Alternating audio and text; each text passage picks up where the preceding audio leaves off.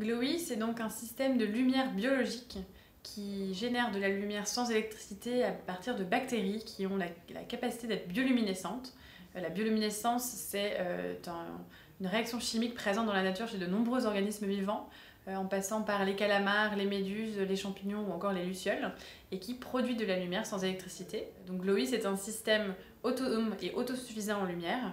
qui prend la forme d'une coque en résine à l'intérieur duquel se trouvent les bactéries, qui peut prendre toutes les formes et donc propose un système surfacique d'éclairage. C'est une lumière qui va être utilisée pour diversifier les énergies et non pas pour remplacer toutes les sources de lumière dans différents cas de figure. Elle peut être utilisée là où l'électricité peut être interdite, comme par exemple sur l'éclairage des vitrines depuis 2013, mais aussi dans le paysage urbain, là où l'électricité peut être remplacée, comme sur les façades des monuments, la signalétique ou encore le mobilier urbain. Et c'est aussi une lumière qui est très intéressante par son autosuffisance et son absence d'infrastructure dans des cas de figure où l'électricité est trop compliquée ou trop coûteuse à installer. Et ça va de zones en pays émergents à de la construction en chantier, des réserves, des parcs, des jardins,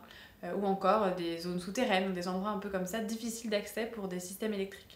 Aujourd'hui, il n'y a pas de concurrents à proprement parler, des concurrents directs. Il y a d'autres projets de bioluminescence qui commencent à naître avec des objectifs souvent très différents, notamment de plantes modifiées génétiquement pour produire de la lumière. L'innovation, elle vient vraiment du produit qu'il y a derrière, du cahier des charges et du fait que cette lumière soit un produit surfacique,